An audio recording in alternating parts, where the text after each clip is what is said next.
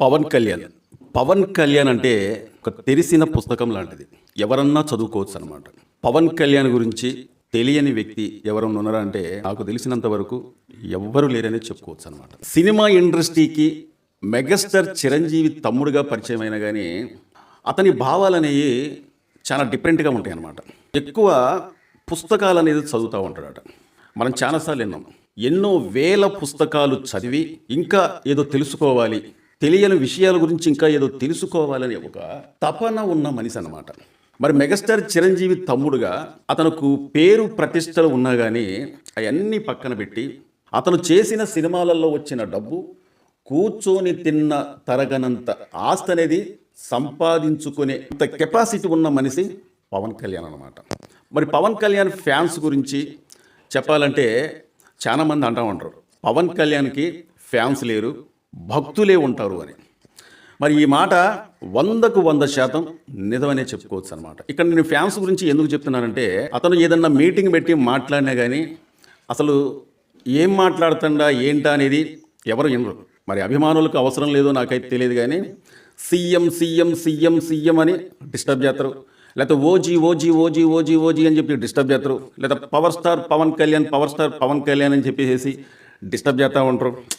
చాలా సందర్భాల్లో అతనికి ఒకసారి చిరాకు పడుతూ ఉంటుంది. ఎందుకంటే అక్కడ ఫ్యాన్స్ ఉద్దేశించి మాట్లాడాలి, మా ఫ్యాన్స్ గురించి నేనేదో చెప్పాలని చెప్పి ఆ పాపం అతను వచ్చినా కానీ ఎక్కువ శాతం డిస్టర్బ్ చేసి అతను ఏం మాట్లాడాలో ఒక్కొక్కసారి మర్చిపోతూ ఉంటాడు.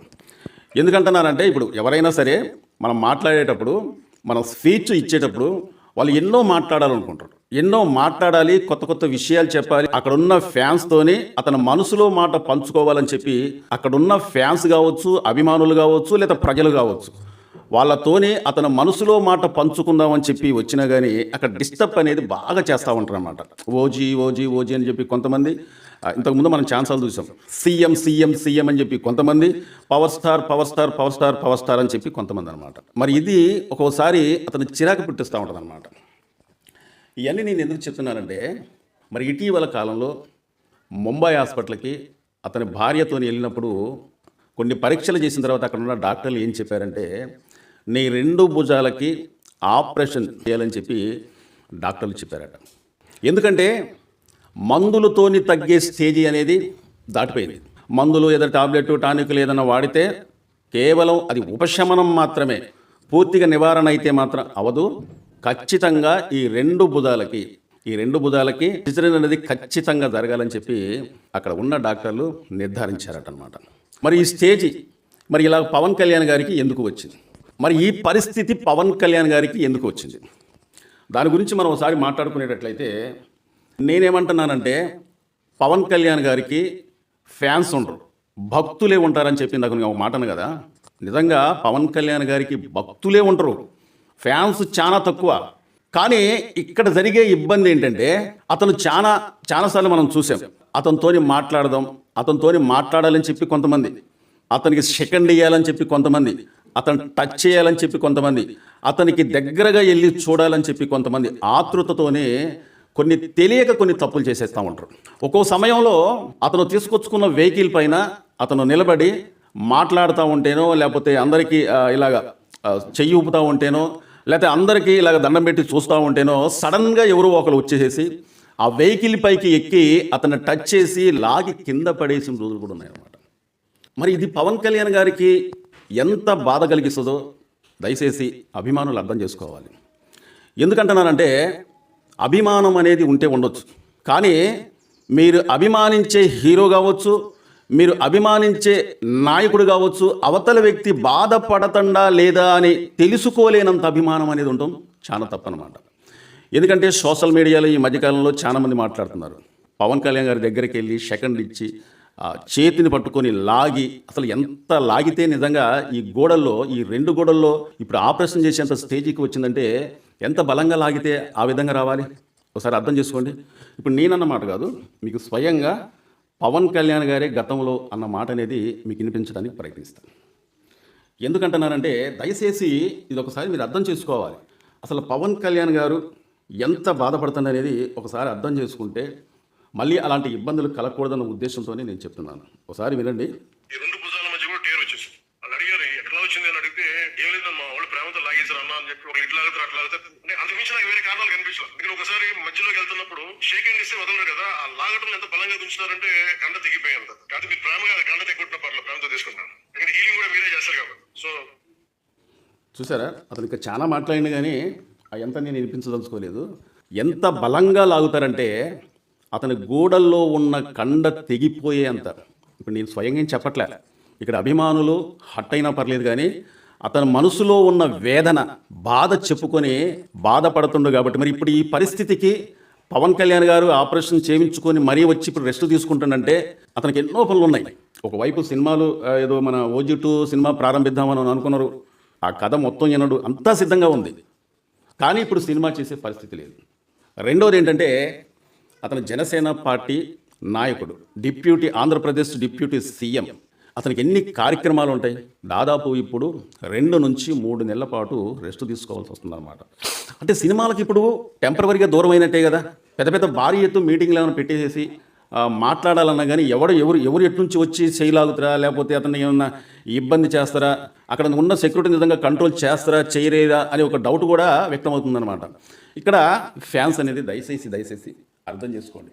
పవన్ కళ్యాణ్ గారి పైన ప్రేమ ఉంటే ఉండొచ్చు, పవన్ కళ్యాణ్ గారిని దగ్గరికి వెళ్ళి చూడాలని ఉండొచ్చు, పవన్ కళ్యాణ్ గారికి సెకండ్ ఇయ్యాలని చెప్పి మీకు అనిపించవచ్చు, కానీ అతనికి ఎంత ఇబ్బంది అవుతుందో ఒకసారి మీరు అర్థం చేసుకోవాలన్నమాట. అతనికి నాకు తెలిసినంత వరకు పవన్ కళ్యాణ్ గారు ఒక 4 పాత్రలు పోషించాలి, జీవిత పాత్రలు అన్నమాట. అదేంటంటే కుటుంబంలో పిల్లల్ని చూసుకోవాలి, అతని భార్యను చూసుకోవాలి, పిల్లల భవిష్యత్తు చూసుకోవాలి.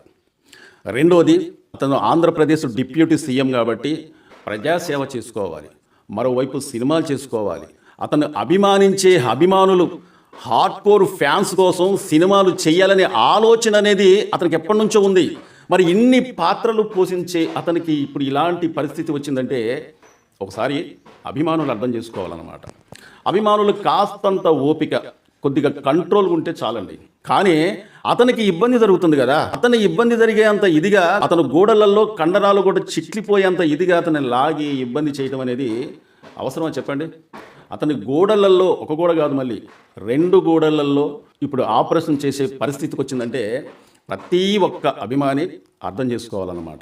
అంతేకాకుండా పవర్ స్టార్ పవన్ కళ్యాణ్ గారు సినిమా ఇండస్ట్రీకి రాకముందే కరాటీలో చాలా విన్యాసాలు తెలుసు అనమాట. మనం కొన్ని సినిమాలలో చూసాం.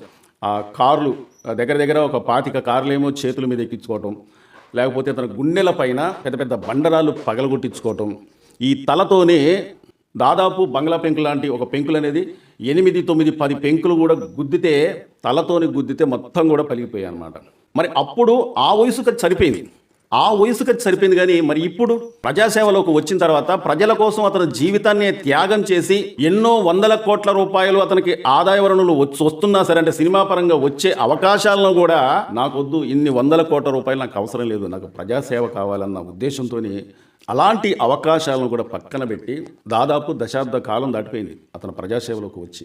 ఎన్నో మాటలు పడ్డాడు, ఎన్నో తిట్లు పడ్డాడు, ఇంట్లో వాళ్ళని అన్నారు, లేకపోతే అతన్ని దూషించేవాళ్ళు, విమర్శించేవాళ్ళు, బూతులతోని ఎన్ని రకాలుగా మాట్లాడినా కానీ అతని గుండె అనేది నిజంగా తట్టుకున్నదంటే మామూలు విషయం కాదనమాట. అతనికి ఏం అవసరం అండి, నాకు తెలియకడుతున్నా. అతనికి ఏం అవసరం? సినిమా ఇండస్ట్రీలో ఒక సినిమా చేసుకుంటే అతనే ఒకసారి చెప్పిండు, దాదాపు నాకు 50 కోట్ల రూపాయలు వస్తాయని చెప్పి అతనే అతను నోటి ద్వారా కనమాట.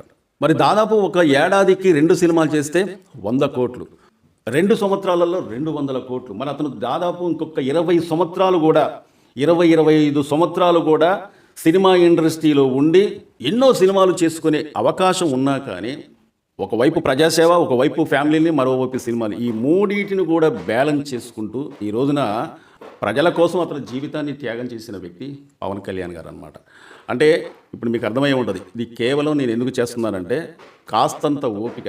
పవన్ కళ్యాణ్ గారు ఏదైనా మీటింగ్ పెట్టినా లేకపోతే ఏదన్నా భారీ ఎత్తున సభలు పెట్టినా కానీ డిస్టర్బ్ అనేది చేయకండి. అతను ఏదో మాట్లాడుతూ ఉంటే అతను మాట్లాడేది మీరు స్పష్టంగా వినడానికి ప్రయత్నించండి. అంతేగాని ఒకవైపు అతను మాట్లాడుతూ ఉంటే పవర్ స్టార్ లేకపోతే సీఎం OG2 ఇలాగా మాట్లాడి అసలు అతను ఏం మాట్లాడాలో మాట్లాడలేని పరిస్థితి వస్తూ ఉంటుంది అన్నమాట ఒక్కోసారి. అంతేకాకుండా అతని దగ్గరికి వెళ్ళటం, అతన్ని చేయబట్టుకొని లాగటం, లేకపోతే అతన్ని గట్టిగా లాగి ఈ గోడ కండరాలు కూడా దెబ్బతినే పరిస్థితి అనేది ఇప్పుడు కాదండి, ఇంకెప్పుడు కూడా అలాంటి పరిస్థితి అనేది రాకూడదని మీరందరూ కోరుకుంటే అతను హ్యాపీగా ప్రజాసేవ చేసుకుంటాడు, ఒకవైపు సినిమాలు చూసుకుంటాడు, మరోవైపు అతని కుటుంబాన్ని కూడా చూసుకుంటాడు అన్నమాట. దయచేసి ఇది ఒక్కటి మాత్రం ప్రతి ఒక్కరు గుర్తుపెట్టుకోండి. ఇదండి ఈరోజు వీడియో. మా ఛానల్ని చాలా మంది చూస్తున్నారు కానీ సబ్స్క్రైబ్ చేసుకోకుండా చూస్తున్నారంటే దయచేసి నేనేం చెప్తున్నానంటే మా ఛానల్ని సబ్స్క్రైబ్ చేసుకుంటే మీకు ఒక్క రూపాయి కూడా ఖర్చు అయ్యేదేం లేదు. ఇలాంటి మంచి వీడియోలు తేవడానికి ప్రయత్నిస్తూనే ఉంటా. ఈ వీడియోపై మీ అమూల్యమైన కామెంట్ తెలపండి, ఒక లైక్ చేయండి. మా వీడియో నచ్చితే సబ్స్క్రైబ్ చేసుకోండి, మరో వీడియో కోసం ఎదురు చూడండి. Thank you.